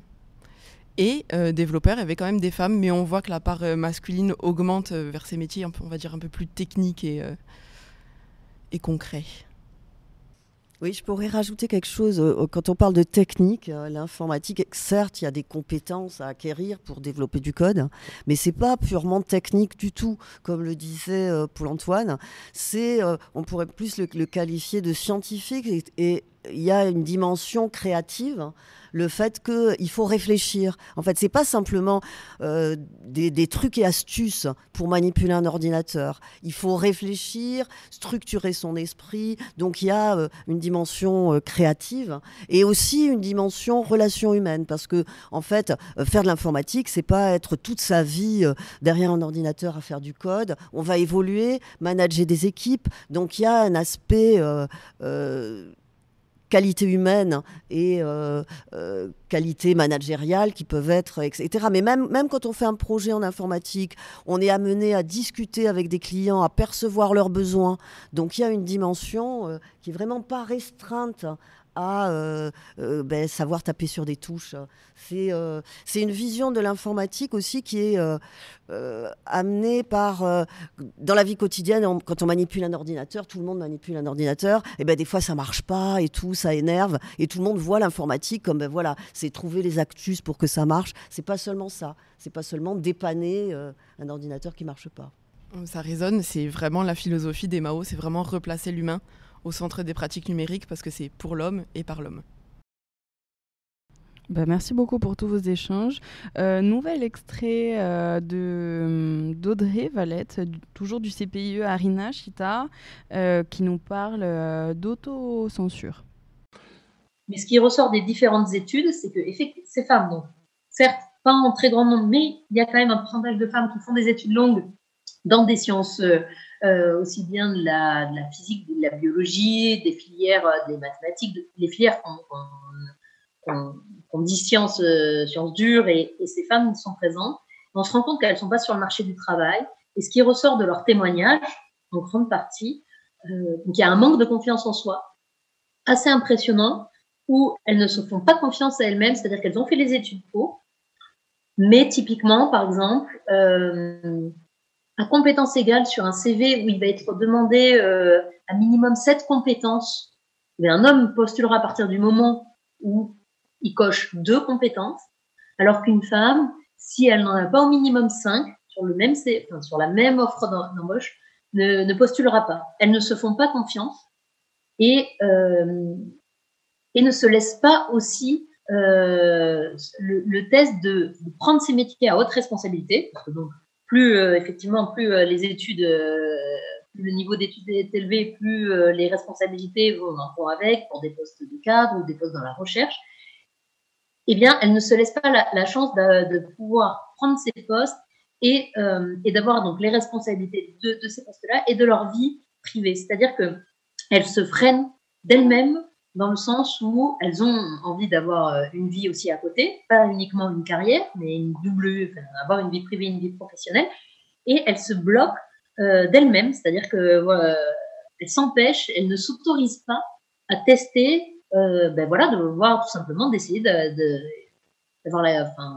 se tester, de pouvoir faire leur carrière professionnelle et d'avoir leur vie privée à côté. Alors qu'un homme se posera beaucoup moins ces questions-là. Vis-à-vis de, s'il a fait des études supérieures dans un certain domaine, il postulera dans ce domaine-là.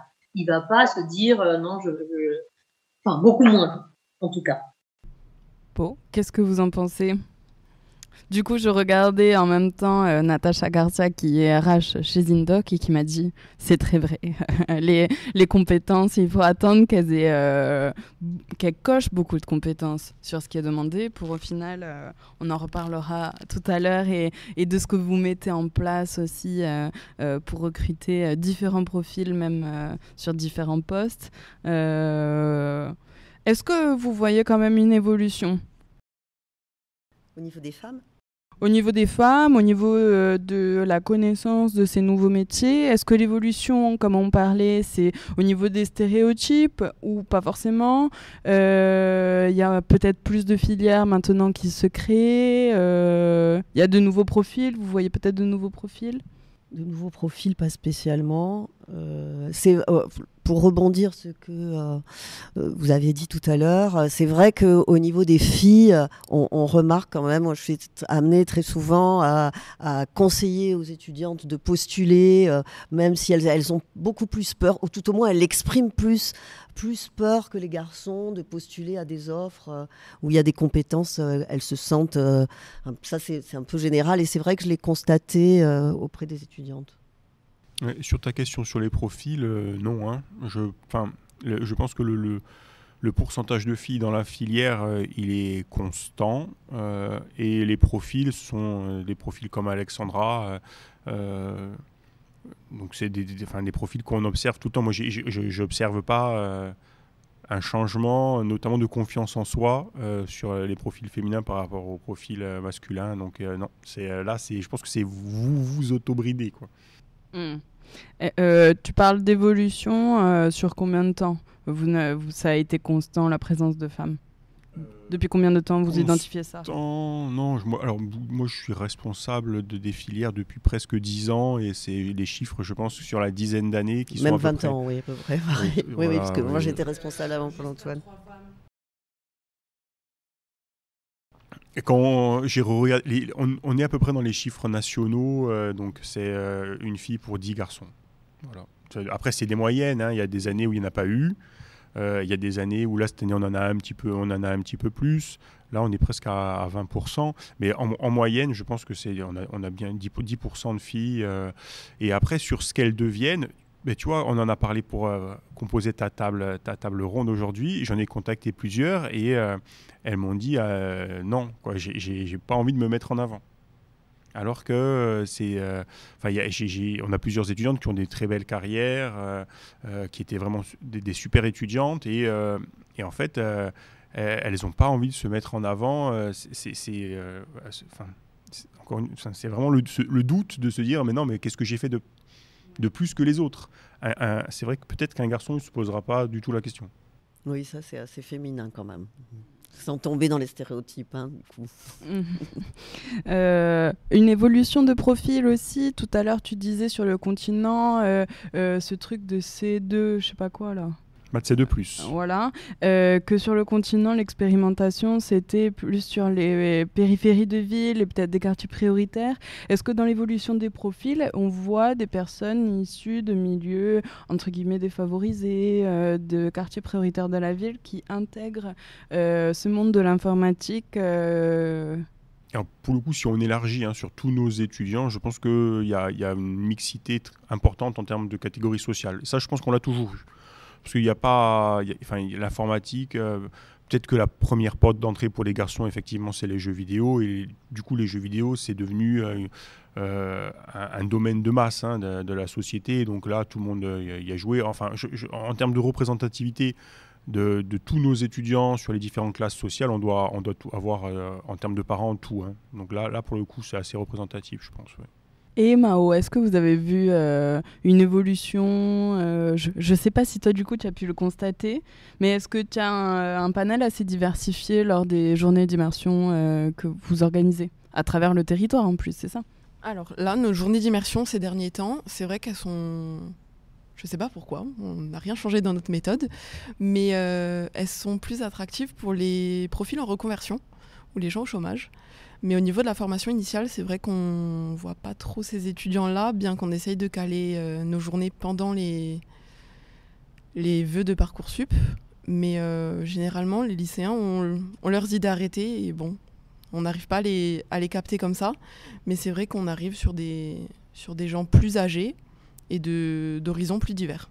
Oui, moins peut-être de lycéens, alors que ça serait plus à ce stade des études où il faudrait tester, voir si ça nous convient, sortir Exactement. des Ce stéréotypes, serait des plus métiers. notre cible initiale, on va dire. Et au final, Même si, c'est en reconversion plutôt, oui. vous. Plutôt des profils en reconversion, oui. Et ensuite, est-ce que vous avez des retours de personnes qui peut-être se relancent dans des études ou sont autodidactes et vont essayer d'intégrer certaines entreprises dans les métiers qu'ils ont vus chez vous? Est-ce que vous n'avez pas forcément de retour? Alors, on n'a pas forcément de retour parce qu'on n'arrive pas justement à calibrer cette visibilité à plus 3 mois, plus 6 mois, plus 1 an. Mais généralement, les profils auto-entrepreneurs, généralement, ils sont en reconversion pour se tourner vers l'entrepreneuriat. Et je sais qu'ils suivent et qu'ils se dirigent vers la personne qui animait la formation pour le prendre en tant que prestataire, par exemple, où cette personne devient un peu référent du métier et reste un peu un mentor, on va dire, dans ce domaine-là. Peut-être que je pourrais rajouter, tout à l'heure on a parlé de reconversion. C'est vrai que nous on n'a pas des adultes dans le monde du travail en reconversion, mais c'est vrai que Paul-Antoine parlait de cette étudiante, on a des reconversions d'étudiants. On a beaucoup d'étudiants qui ont des parcours aujourd'hui. D'ailleurs l'université favorise ça. Ils commencent à faire 1 an de droit, puis bifurquent vers autre chose. Et donc là oui, on en a eu, il n'y a pas eu que cette étudiante, on en a eu d'autres qui venaient, qui ont fait une L1, L2, d'autres choses et qui venaient en L3 en informatique. C'est vrai, beaucoup de bio. Mais En éco, je crois aussi. Même en éco, oui. Économie. Ouais. En fait, l'informatique, c'est vrai on l'associe beaucoup aux mathématiques et c'est vrai qu'à haut niveau, c'est le cas. Mais finalement, comme le disait Evelyne, c'est une sorte de logique de résolution de problèmes. Et cette logique,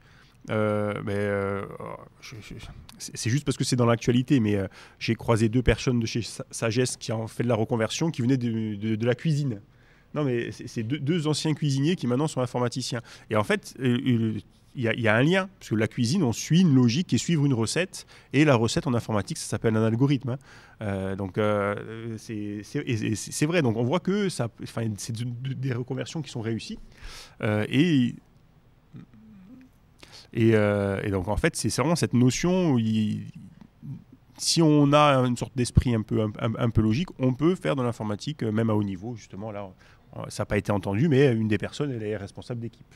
Et je pense que ça, c'est vraiment nécessaire de le souligner. Il y a un diplôme, comme pour tout domaine d'activité.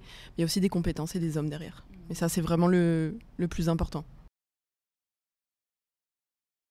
Les mathématiques, c'est vrai que c'est important en informatique dans certains domaines. Si on veut faire de l'intelligence artificielle, après le master ou même continuer en doctorat, c'est nécessaire. Mais en revanche, pour faire de la programmation web, de la programmation mobile, il n'y a pas du tout besoin. Même si au lycée, on n'est pas fort en maths, on peut très bien faire de l'informatique.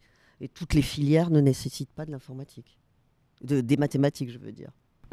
Solène aussi, que j'ai interrogée, est complètement autodidacte dans son domaine. Elle s'est formée durant le confinement, de ce qu'elle m'expliquait.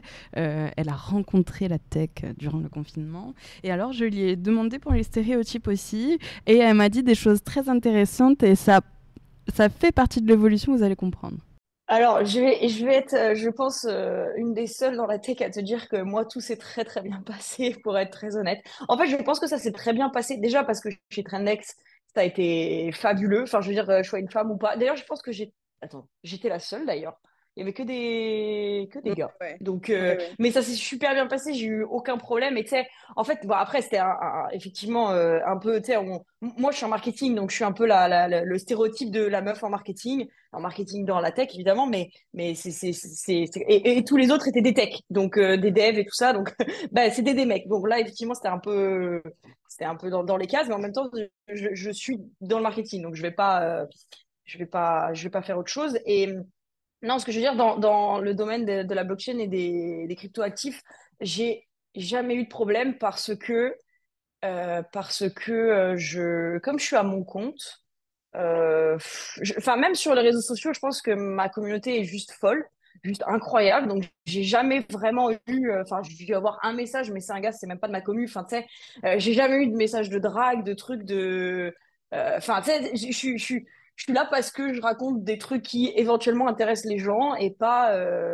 parce que enfin, ouais, pas parce que je drague sur les réseaux sociaux, quoi, tu vois. Donc, je sais pas, j'ai jamais, vraiment, honnêtement, j'ai jamais eu de problème. Et pourtant, j'en ai fait aussi beaucoup des événements où, honnêtement, j'étais pas loin d'être pas loin la seule femme dans les journalistes, etc. Mais non, j'ai jamais eu de problème, jamais eu de choses déplacées, jamais eu. Après, comme c'est un nouvel écosystème, une nouvelle industrie. Je me dis que peut-être que les codes ont changé. C'est un peu différent parce que j'étais pas dans des grandes entreprises où tu sais, il peut y avoir une grosse hiérarchie, etc., où il peut y avoir peut-être des problèmes. Mais moi, dans mon domaine où j'étais entrepreneuse, journaliste, etc., il y avait vraiment pas du tout de. Enfin, j'ai jamais eu de problème. Après, je connais des filles où c'est arrivé, mais enfin, où c'est arrivé peut-être des messages déplacés, etc. Mais moi, mon expérience a fait que pour moi, tout va bien, quoi, à ce niveau-là. Disons que moi, quand j'ai commencé, il y avait très, très, très peu de femmes. Vraiment très peu. Bah, du coup, dans les créatrices de contenu, parce que c'était quand même les gens avec qui je restais plus. Et aussi, au niveau de tous les entrepreneurs, c'était des entrepreneurs. C'était pas des entrepreneuses. Donc, oui, non, honnêtement, il y en avait pas beaucoup. Mais attends, c'était quand? C'était il y a 4 ans, peut-être, à peu près, 3 ans, 3 4 ans. Il n'y en avait pas beaucoup, mais là, franchement, la tendance, alors je ne veux pas dire que la tendance enfin, va dans le sens des femmes, mais en tout cas, il y en a beaucoup plus, et oui, les filles se montrent beaucoup plus sur ce sujet-là, en tout cas. Mais les entrepreneuses dans le domaine, il n'y en a pas tant que ça, mais ça existe. Il y a quand même des grosses représentantes dans notre domaine. Je pourrais en citer plusieurs, mais de toute façon, elles sont connues que dans l'industrie, donc c'est pas forcément utile. Mais oui, on a quand même des grosses représentantes, et c'est important d'avoir des représentations féminines à des postes importants pour se dire, OK, ça existe, c'est possible, let's go, on y va, tu vois. Donc, ce que j'ai trouvé intéressant dans ce qu'elle me disait, c'était aussi que c'était peut-être en fonction du domaine dans lequel on rentre. Et elle est rentrée dans le domaine de Bitcoin, de la crypto-monnaie, et que c'est nouveau. Donc, en fait, il n'y a pas ce passé un peu historique avec tous les stéréotypes. Et donc, vu que c'est très récent, c'est très safe. Je ne sais pas ce que vous en pensez. Est-ce que ça fait partie de l'évolution lorsqu'il y a un nouveau domaine, bon, ben là, c'est très égalitaire de ce qu'elle nous dit. Paritaire en termes de genre. Alors pour le coup, peu d'expérience à part ce que je pourrais suivre sur les réseaux sociaux. Paritaire, je pense, après le monde des influenceurs, influenceuses, il me semble qu'il était déjà mis au féminin au départ. Hein. Il y a eu plus d'influenceuses, je pense, que d'influenceurs. Et donc, après, paritaire, je sais pas trop que ça se passe bien. Je suis content d'entendre ce vocal-là, parce que quand tu regardes sur les réseaux sociaux, les grosses influenceuses, ça me fait penser un peu aux jeux vidéo. Aujourd'hui, tout à l'heure, on a dit les jeux vidéo, c'est surtout masculin. Aujourd'hui, il y a une tendance où il y a de grosses gameuses pro qui ont des milliers de followers.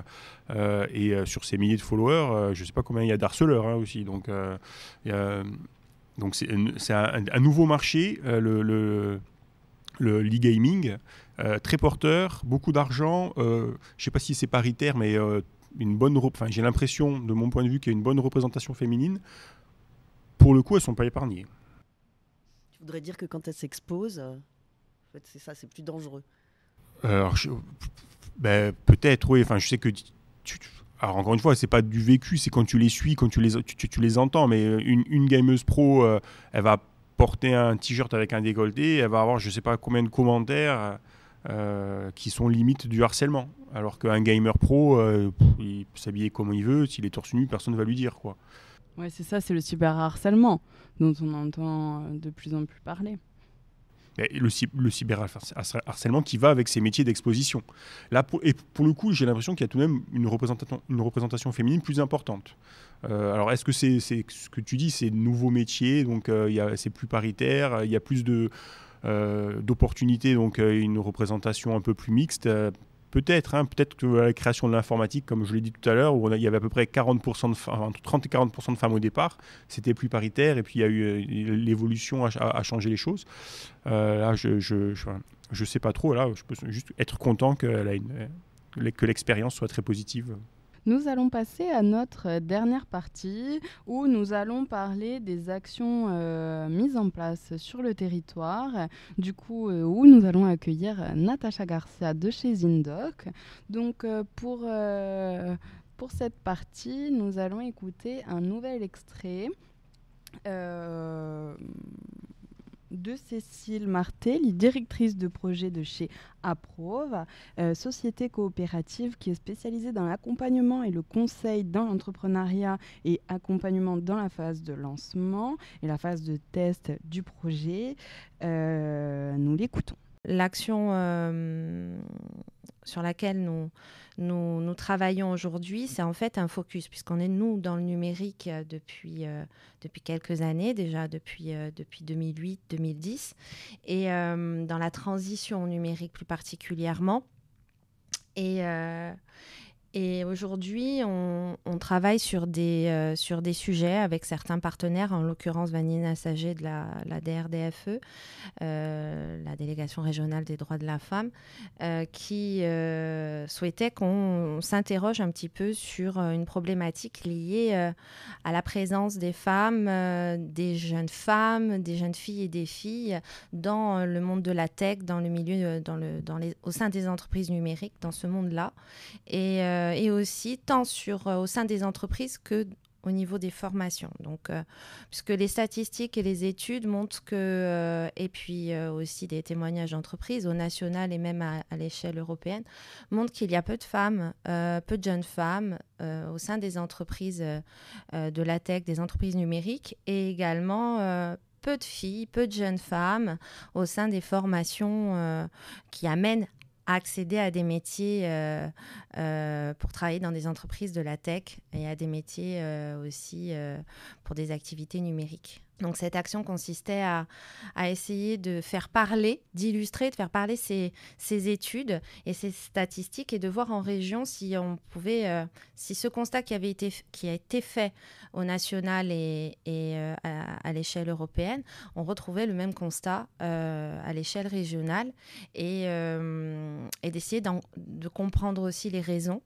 de trouver les raisons, les causes en échangeant avec des entreprises numériques, des entreprises de la tech en région, en échangeant aussi avec des professionnels qui côtoient cette problématique-là au quotidien parce qu'ils sont soit chefs de département d'une formation universitaire ou soit directeurs d'un organisme de formation ou encore chef d'entreprise dans la tech.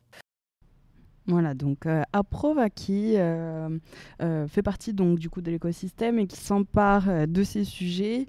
On va parler dans cette partie des actions qui améliorent la représentativité et qui favorisent du coup cette égalité dont on parle depuis le début. Nous accueillons du coup Natacha Garcia. Merci d'être là parmi nous. Est-ce que tu peux te présenter et du coup rectifier ma petite gaffe?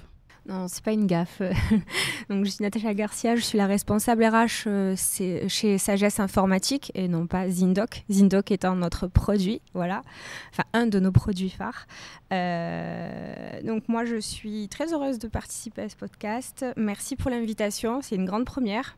Donc pour répondre à ta question et rebondir un peu sur tous les sujets que j'ai entendus, tout à l'heure on parlait des actions qui étaient mises en place justement pour favoriser la place des femmes un peu dans la tech. Bon, déjà il faut savoir qu'en RH, clairement, pour pouvoir attirer, il faut une très bonne marque employeur. Faut être très présent. On parlait de l'informatique, moi je parle et on va dire que je parle, je bois, je respire réseaux sociaux, parce que c'est clairement là où je vais chercher le plus grand nombre de mes talents. Qui dit marque employeur dit authenticité.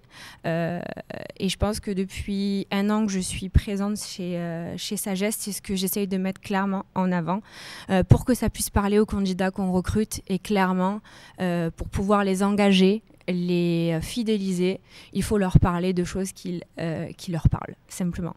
Voilà, donc ça, c'est le premier axe d'attaque sur lequel les RH travaillent.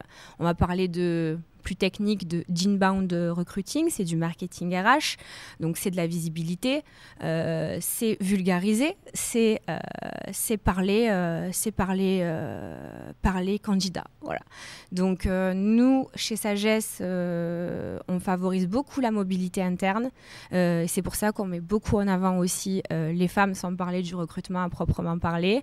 On va les aider à s'élever, à s'assumer. Et pour ça, on propose notamment des coachings 100% féminins. Et quand on parle de coaching, on parle de leadership, d'affirmation de soi. Et quand on parle de leader, on parle simplement de lâcher prise, d'apprendre à être imparfait. Donc ça, c'est pour le L de leader. Pour le E, on parle d'exposition, de communication vis-à-vis des autres sur son expertise, sur son domaine de compétences.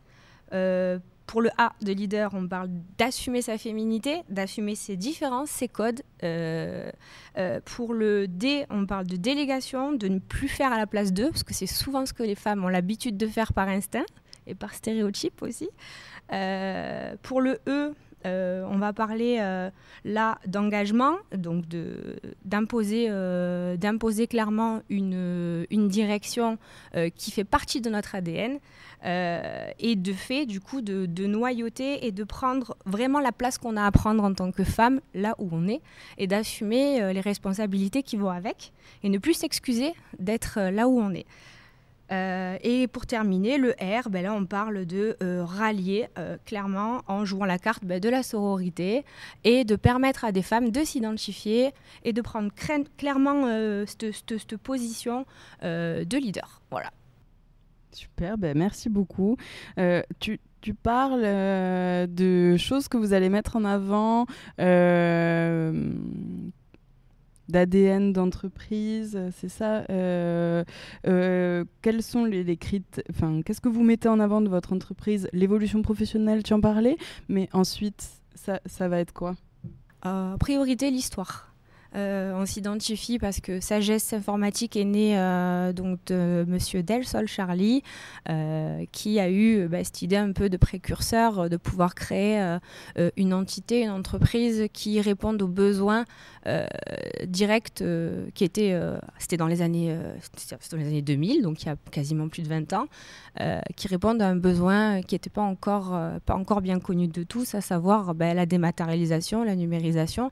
Donc ça a commencé par la création du Scan Center, qui est le centre de numération et une des entités de Sagesse. Et puis en 2007, il a rencontré Mathieu Donzel et là est né le produit Zindoc, dont je parlais tout à l'heure.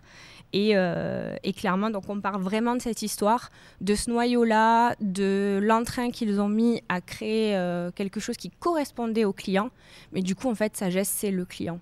Voilà, donc il y a une identification et quand on recrute, forcément, les gens ont beaucoup moins de mal à prendre part au projet parce qu'on y croit, parce que c'est vrai et parce que ça revient à ce que je disais tout à l'heure, c'est authentique.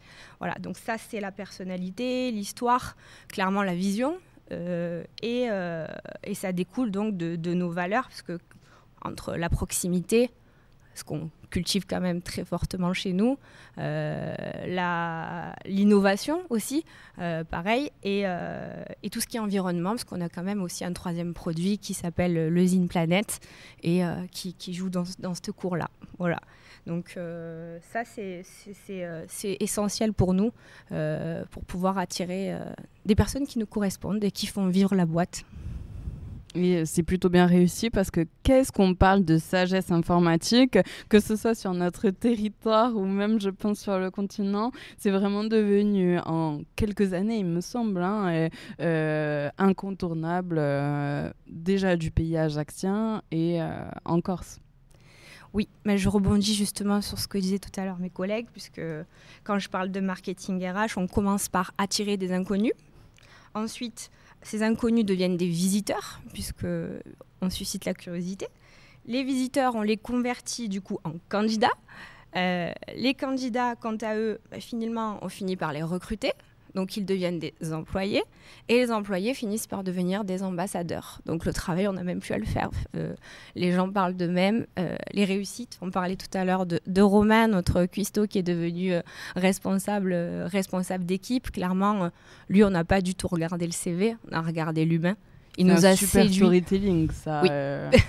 à mettre en avant. Vous Clairement. êtes cuisinier, venez travailler chez nous. Enfin, incroyable. Oui, mais il n'y a pas que lui, il y a beaucoup de profils comme ça chez nous. Qui n'est pas forcément dans la tech, mais elle fait quand même partie de la boîte. On a Cindy qui était coiffeuse, qui est devenue responsable ADV, qui fait cartonner le point d'entrée de chez Sagesse. Voilà, on a beaucoup de personnalités comme ça atypiques. On a notre grande, on va dire prêtresse, et qu'on met beaucoup en avant, c'est Gaëlle Chini chez nous. C'est la responsable du pôle de la direction développement produit. Donc elle a fait toutes ses armes chez nous. Elle est partie du premier poste et aujourd'hui elle est arrivée directrice. Et ça passe aussi par les campagnes annuelles de revalorisation de salaire qu'on met en place. On essaye vraiment de faire remonter la femme en tout cas sur le même pied d'égalité que l'homme. Et chez nous, sur 11 directeurs, on a 5 femmes. Oui, donc c'est très paritaire. Oui. Il y en a 11, donc on aurait pu faire 6-5, mais on a fait 5-6. Non, mais c'est, Voilà. on ne va pas chipoter, hein, c'est très paritaire. On continue sur les actions du coup, qui sont mises en place sur le territoire. On y revient après, l'université, ça vient juste après. Mais du coup, Alexia, merci d'être restée avec nous. Donc, EMAO et également Corsican Tech, parce que ça fait partie aussi du réseau Ça EMAO. fait partie de notre écosystème, effectivement. Voilà. Donc EMAO, avec toutes ces journées immersion, donc tu l'as dit, ça permet aussi de mettre en avant des femmes qui vont montrer leur métier, surtout dans le numérique, ça participe. Et ensuite, la Corsican Tech, je l'avais marqué, qui fédère, informe et soutient. Donc ça fait partie de ces actions un peu phares avec différents programmes comme les résidences d'accélération start-up, où là... ça va visibiliser certaines entreprises, dont des femmes. Je sais que Midgard avait été résident il y a quelques années de ça. Qu'est-ce que tu peux nous dire sur les actions que vous mettez en place sur tout le territoire pour valoriser l'inclusion des femmes dans ces métiers techniques? Alors, j'ai beaucoup de choses à dire. Zentork aussi avait participé à notre résidence d'accélération l'an dernier. Et la Corsican Tech, et justement toutes ces résidences ont pris de l'ampleur, et ça a fait un petit qui s'appelle maintenant ICO, qui est la filiale d'EMAO. Et justement, on continue ces actions. Il y a une résidence d'accélération qui est très prochainement, qui débute le 24 mars jusqu'au 29 mars, où 5 entreprises ont été sélectionnées. Il n'y a pas beaucoup de femmes, mais il y en a quand même. Et effectivement, c'est toute cette mise en relation de l'écosystème innovation, entrepreneuriat, et on essaye de valoriser un maximum les initiatives et les personnes qui sont derrière ces initiatives, et d'autant plus les femmes. C'est vrai que, pour être très honnête, c'était pas les femmes en premier, mais quand elles sont là, on les met en avant aussi. Parce qu'en plus, il y a des coachs, je pense à Mélanie Tisney-Versailles, qui ne vit pas en Corse, mais qui est présente à... qui est une amoureuse de la Corse, effectivement. Ça, qui est présente à toutes les résidences d'accélération. Et je pense aussi que Mélanie participe à cette représentativité des femmes qui sont hyper compétentes, qui sont à des postes de responsabilité et qui, en plus, vont aider les autres pour développer leur start-up. Elle fait pivoter des idées comme personne. Mélanie, c'est vraiment devenu également un pilier des résidences d'accélération. Elle participe vraiment à cette représentation, je trouve. Exactement. Non, c'est vrai que en fait, on réfléchit pas à ça chez EMAO, mais c'est vrai que c'est induit, parce que l'équipe chez EMAO, elle est majoritairement féminine. Un gros merci à mon directeur qui ne fait pas exprès, mais qui nous valorise au quotidien, qui nous donne notre chance. Mais c'est vrai que oui, la résidence, pour prendre cet exemple-là, que ce soit les résidences affiliées start-up ou plus générales, c'est vrai que c'est une aventure humaine, et dans cette grande aventure, il y a des hommes, il y a des femmes, et chacun est valorisé à son échelle et selon son initiative et selon son rôle dans cette grande aventure d'une semaine. Donc il y a d'autres acteurs qui participent à cette valorisation, notamment des femmes. Je pense à la M3E, qui est pareil, dirigée par 3 femmes et qui accueille des entreprises en territoire CAPA et qui les accompagne sur tout leur début de création d'entreprise, notamment. Il y a Pro, du coup, on a entendu tout à l'heure, notamment notamment Cécile nous parlait de Code for Corsica, qui illustre et fait parler aussi les chiffres. Donc, ils sont allés interroger des femmes et des hommes pour savoir pourquoi ces chiffres étaient là, etc. Il y a également la CAPA. Et donc là, c'est Tamia qui m'en a parlé. Donc, je vous fais écouter un extrait. Alors, donc je travaille à la communauté d'agglomération du pays ajaccien et à la ville d'Ajaccio. Je suis un service mutualisé pour les deux. Et Monsieur le Président maire et l'élu en charge du numérique ont voulu valoriser l'action du territoire en matière de numérique à travers des labels et des trophées. Donc les labels, ça se matérialise sous forme d'arrobase. Vous connaissez les villes fleuries avec 5 fleurs, 3 fleurs. L'action numérique, c'est avec des arrobases. Donc, la CAPA obtient 5 arrobases, donc c'est la plus haute distinction. On a également des trophées pour les objets connectés. On a également le label Territoire innovant donné par les interconnectés. Et donc, ça donne une visibilité à nos projets et ça paraît dans la presse et ça paraît sur les réseaux sociaux. Et bien peut-être que ça suscitera des vocations puisque ça donne une certaine visibilité aux projets numériques qui sont intéressants, motivants et valorisés par notre territoire. On est également dans des groupes de travail au niveau national pour un numérique plus responsable, c'est-à-dire qu'on cherche à réduire l'impact écologique du numérique, mais aussi à avoir un numérique plus responsable au niveau social et sociétal, et ce, donc, en faveur notamment des femmes et de tout le monde dans le numérique. Donc moi, je suis convaincue que chaque action compte dans le fait de mettre en visibilité les actions du numérique, d'autant plus quand c'est porté par passion et en continuant à mettre en œuvre des initiatives qui sont comme ça, qui sont innovantes, qui sont inspirantes, on va peut-être donner envie et susciter des vocations auprès des femmes et auprès de toutes les personnes qui souhaitent aller dans ce domaine-là, quels que soient les stéréotypes qu'on peut avoir à côté. Est-ce que ça aide justement d'avoir des qualifications comme ça dans l'une des grandes villes en Corse? Est-ce que vous pensez que ça participe justement à cette représentativité? Oui, je pense qu'indéniablement ça participe, parce que il faut faire évoluer les mentalités, parce que pour que la place des femmes évolue, il faut qu'ils aient des modèles différents. Et ça se joue, comme on l'a dit tout à l'heure, très tôt, à l'adolescence. Mais ça se joue également dans le grand public parce que les parents aussi ont besoin d'être informés parce qu'ils vont peut-être freiner leur fille à aller du fait des stéréotypes. Donc ça se travaille au niveau de l'ensemble de la population. Et le fait de multiplier la communication sur des modèles de réussite féminine dans le domaine de l'informatique au sens large et de la tech en général, je pense que ça peut contribuer à faire évoluer les mentalités. Vous mettez en place des choses à l'université pour justement augmenter ce chiffre-là? Alors, pas spécifiquement au niveau des publics féminins. Effectivement, on fait la promotion de nos filières dans les lycées. Donc, on va dans les différents lycées de Corse. Il y a aussi le salon de l'orientation, mais pas spécifiquement au niveau des filles. Et c'est vrai que, ça peut être une source d'inspiration pour nous aussi, pour orienter nos interventions quand on va dans les lycées, justement en ciblant plus ce qui peut inspirer les filles et les décider à aller vers ces carrières.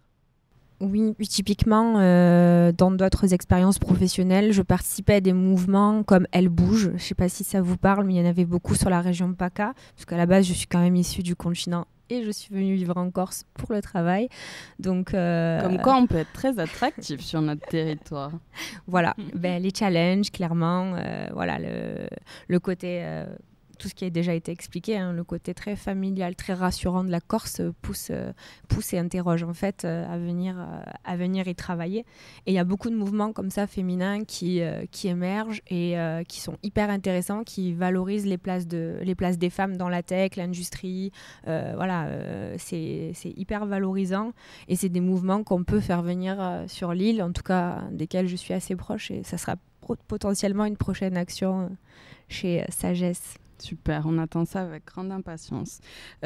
Audrey Valette du CPIE à Rina Chita, je vous en ai parlé, nous explique ce qu'est les filles oser les sciences.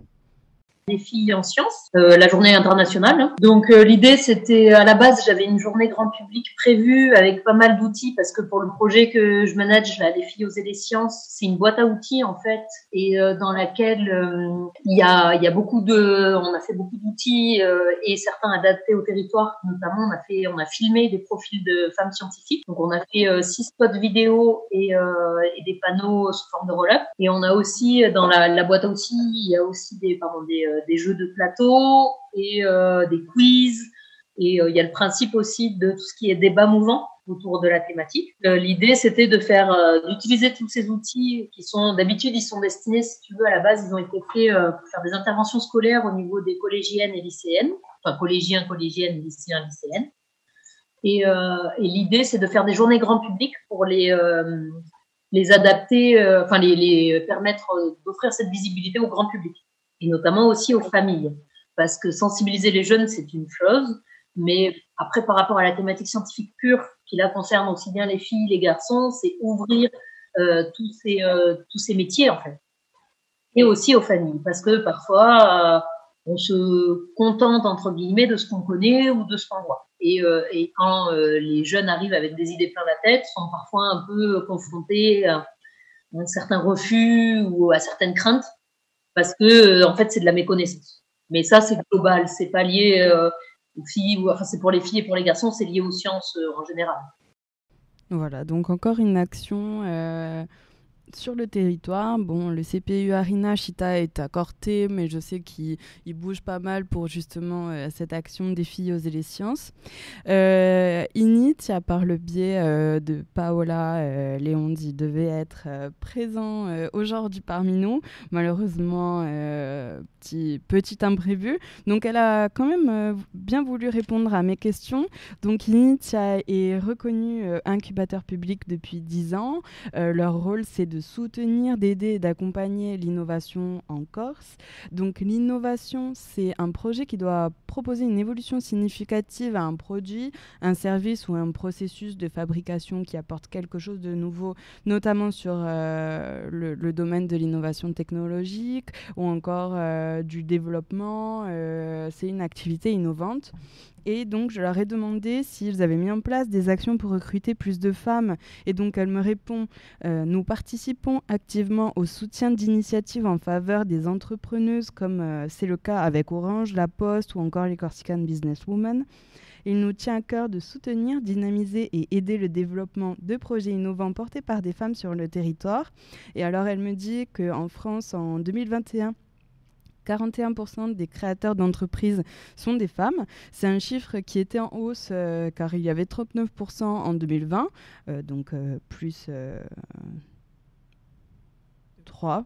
Et chez Init, par contre, c'est un chiffre qui chute à 21%. Il compte actuellement 17 startups en incubation, dont 4 qui sont portées par des femmes. Donc, c'est un peu en dessous de la moyenne nationale. Mais on espère qu'avec tout ce qu'on a dit, ça encouragera des femmes à se lancer dans ces métiers-là de la tech et pourquoi pas de lancer leur entreprise dans ce domaine d'activité-là. On voit même sur le territoire, et je pense notamment aux Corsican Businesswomen qui apportent vraiment une visibilité des femmes chefs d'entreprise qui innovent avec Delta Lux notamment, ou d'autres dans le domaine de l'écologie, etc. C'est je pense, vraiment une action qui permet aux femmes de s'identifier, de se dire c'est également possible pour moi, j'ai envie, je me lance dans l'entrepreneuriat. Je pense que ça a même participé, moi, à me dire que j'allais être chef d'entreprise, et c'est grâce au Corsican Businesswoman. Qu'est-ce que l'on peut dire pour terminer cette table ronde, parce que ça fait déjà 1h45 que nous sommes en enregistrement, ça passe vite. Qui se lance? Une petite conclusion. Qu'est-ce que vous avez pensé de cette table ronde? Qu'est-ce que, pour dire un peu les grandes lignes, l'état des lieux, les opportunités, les freins, l'évolution, ou encore les actions qui sont mises en place sur le territoire, est-ce que on est en bonne voie pour maintenant compter plus de femmes dans la tech, le numérique? Je pense que le podcast traduit une volonté de sensibilisation. Donc ça, je pense que c'est significatif et que ça va dans le bon sens. On voit que dans les entreprises, il y a une prise de conscience. Il y a une prise de conscience aussi au niveau de l'information pour essayer de communiquer plus, pour que, à travers les idées d'immersion aussi dont on a parlé, pour donner envie et inspirer les femmes à s'orienter vers les métiers de la tech. Allez, moi je vais terminer avec une petite citation que j'aime bien. C'est de Stendhal, qui dit que l'admission des femmes à l'égalité parfaite serait la marque la plus sûre de la civilisation et elle doublerait les forces intellectuelles du genre humain. Merci beaucoup. Alexia. Est-ce que je peux vraiment conclure après une telle citation? Je sais pas, c'est vrai que c'est un peu difficile. Tu aurais dû nous laisser parler avant, Natacha, voyons. Non, je vous remercie à tous et toutes d'avoir été présents à cet enregistrement en direct des femmes dans la tech et du numérique. Merci beaucoup à Paul-Antoine, à Anne-Sophie, à Marine, Natacha, Evelyne et... De manière très spontanée, Alexia également. Non, mais je te remercie d'avoir vraiment osé venir nous parler d'Emao. Tu m'as annoncé hier que tu venais, donc ravie. Et comme ça, on a pu te compter avec nous à cette table. Donc, c'est un épisode de podcast. Et suivez-nous sur les réseaux sociaux pour connaître les prochaines dates de sortie. À bientôt.